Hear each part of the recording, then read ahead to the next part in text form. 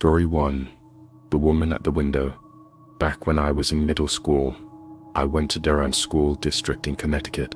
It was a pretty rich area, so we got lots of cool field trips. I sang in the school chorus, and every year, our group would take 1 or 2 fun trips together. During my second year of high school, we went to Woodloch Pines Resort in Pennsylvania. The bus ride took forever. I sat with my buddy Landon, and we were going to share a room. When we got there, right away, we could tell the place would be pretty empty. It was November, so everything felt cold and quiet. We had 3 whole days planned, and 4 adults watching us, but they weren't strict at all. We just had to tell them what we wanted to do each day. The first day was awesome. Landon and I hung out with 2 girls from our class. We raced go-karts, tried rock climbing, went swimming, and had a great dinner together. After eating, we went back to our room and just relaxed for a while. Not everyone got rooms close together, but ours was on the ground floor. We had this big glass door that looked out at the lake down the hill. We went out again for a bit, then came back around 10 at night. We left the curtains open because the moon looked amazing, reflecting off the water below.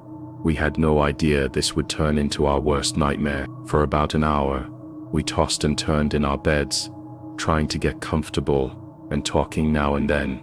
Then suddenly, Landon, whose bed sat closer to the door, let out this horrible scream.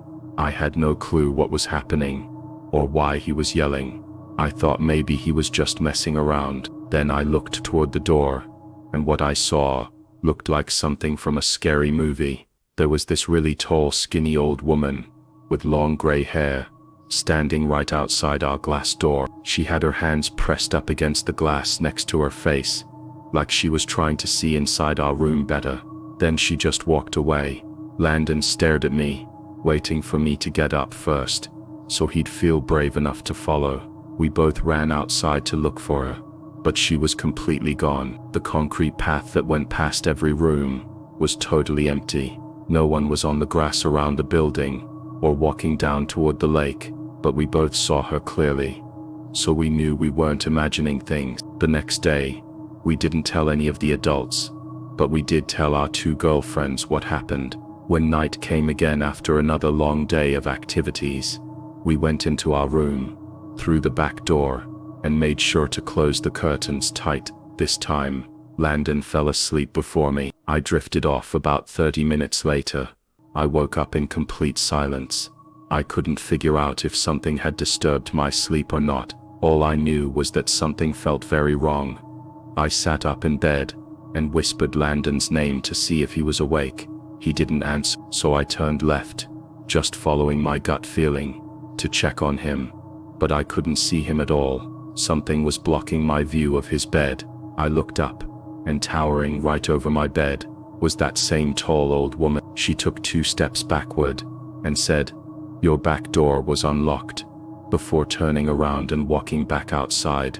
I was completely frozen in that bed, except for my whole body shaking. I woke up Landon and told him everything that happened. We locked the back door, shut the curtains again, and decided to stay awake for the rest of the night. It was already 4 in the morning, so we wouldn't lose much sleep anyway. By 8 o'clock we headed to the dining hall for breakfast. When we came back to our room building, ready to finally tell our adult supervisors what was going on, we could see the old woman through the glass of the room next to ours. She was sitting on the bed, with her hands folded, sitting up perfectly straight, facing the door. We ran to the front desk in the main lobby building to report her to the staff instead of telling our school group first. Strangely, none of the workers really knew what to do about the situation. Eventually, we convinced them to come with us to the woman's room. There they found the woman sitting in the exact same position, along with an older man sitting on the other bed, just staring up at everyone as they walked in. The staff told us the woman had some kind of mental health problems, but the man seemed off too. There was something really disturbing about him. These weren't the kind of people you'd expect to find at a family resort. The staff wouldn't kick the 2 people out like we hoped they would, So we finally told our school supervisors everything. After a lot of arguing between our adults and the resort staff, we had to end our trip early and everyone went home. Landon and I were just relieved to get out of there. Story 2. The Man in the Woods.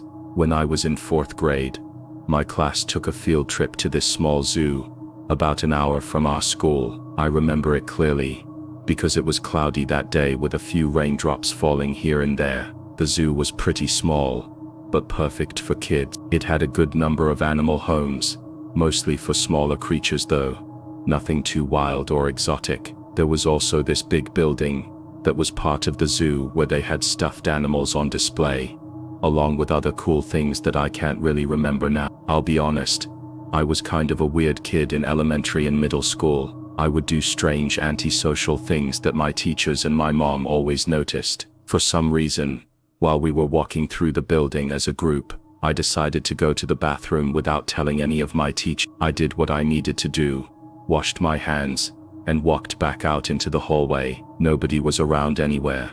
I started walking down one of the hallways we hadn't been to yet. I still remember clearly how dim and moody the lighting was, and how the carpets were this deep red color. My 8-year-old mind was going crazy looking at all these stiff, lifeless animals that used to be alive, sitting behind glass cases. I stopped walking when I saw this man clearly hiding behind a pile of chairs. I think I actually laughed, because I thought the guy was just playing around. He came out from behind the chairs and walked over to me asking where my group had gone. I told him I didn't know. He grabbed my hand and told me to follow him. I guess I thought he was taking me back to find my class. He led me toward an exit door that went to the back part of the building, where there were a couple of dumpsters, some benches and thick woods. When we got outside, his pulling became much more rough, and his grip got way tighter around my arm. He was dragging me toward the wood. I didn't scream or call for help, but I remember this feeling in my stomach, like I was so scared I might throw up. Then a woman screamed, as loud as she could. It was one of my teachers on the other side of the fence. The man let go of me and ran into the wood. A few seconds later, several teachers came running outside through the exit door to this side of the fence, and pulled me back inside. All the teachers yelled at me, but at the same time they hugged me and made sure I was okay. They called my parents, and the field trip was officially over. The people who owned the zoo called the police. We all got back on the buses and headed home, but as my bus was leaving the parking lot, my sharp 8-year-old eyes spotted the man crouching down in the woods near the road, hiding behind a tree branch, watching all the buses drive past. For some weird reason, I kept quiet about it. I was probably too shy back then, or just too shaken up to say anything. All the other kids stared at me strangely for the whole ride home. I didn't care, but I really hoped that man never succeeded in grabbing some other unsuspecting young kid like me. Story 3.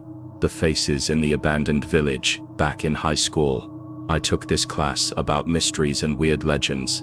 I can't remember the exact name. It was basically about real-life mysteries and creepy stuff. I was really into that kind of. I took the class with a good friend who I'll call Ben for this story. Our teacher decided to take us on a field trip to this nearby abandoned village that had a mysterious past. The village was built in the early 1900s, but it looked like everyone had left really quickly right after it was built. The bus ride there took about 20 minutes. All of us pressed our faces against the windows as we drove up this sketchy, crumbling road that cut through thick forest. The road finally opened up into a clearing, and there we were. We stepped out onto the old road, which had grass growing up through the cracks. The grass all around was almost up to our knees. Then there were the buildings.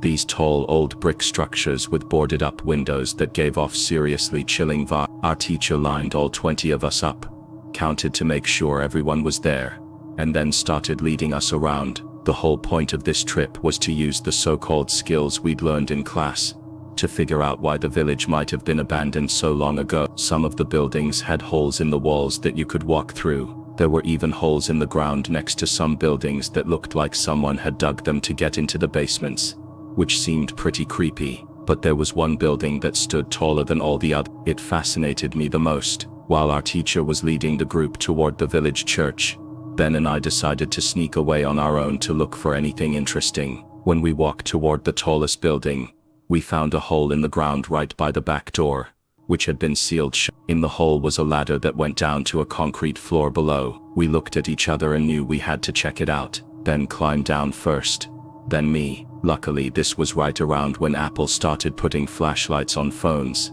so we had some light. It was creepy down. There were a few beer bottles, one spray-painted tag on the wall, and dusty wooden boards scattered everywhere. There was a wooden staircase that led up into complete darkness. Since all the windows and doors had been sealed from above, we'd already gone far enough to actually enter the building, so we figured we might as well go up the stairs too. I went first, and with each step the creaking of the 100-year-old wood made me feel like I was going to fall through every single step. Then followed behind me. This floor of the building felt very cramped. It seemed like there were many doorways leading to different smaller rooms. It was so dark in there that you'd never guess it was still daytime outside. Ben and I were honestly starting to get really creeped out, and agreed to head back outside. But just then there was this noise in one of the tiny rooms, like a big rock hitting the concrete floor. A normal reaction would be to run, but Ben and I just froze. We locked eyes for a moment, then both tiptoed over to the room's doorway. We shined our phone lights into the room, and then we ran. We ran back down the stairs and up the rusty ladder. Back outside, we caught up to our group, completely out of breath. We didn't say anything to avoid getting in trouble. One of our classmates asked us what was wrong. We told him we'd snuck into one of the buildings, and in one of the rooms, when we shined our light inside, we saw 3 guys standing maybe 10 feet away from the doorway. They were facing Ben and me, in this weird arrangement, like they'd been waiting for us. As we kept following our group, we paid extra attention to the tall building we'd entered. From far away, right before we left, we saw a person's face at one of the higher windows that hadn't been boarded up. We never told our teacher, because we were afraid of getting in trouble. We didn't know what to think. Were those just homeless people living there? Were they gang members hiding out? Ben freaks me out with his theory. He thinks they were ghosts of the people who used to live in that town. Still, the way those 3 guys were just standing there so calmly, staring at us the moment we peeked into that doorway, I can't get that image out of my head. I might go back to that village someday, just to prove Ben's ghost theory wrong.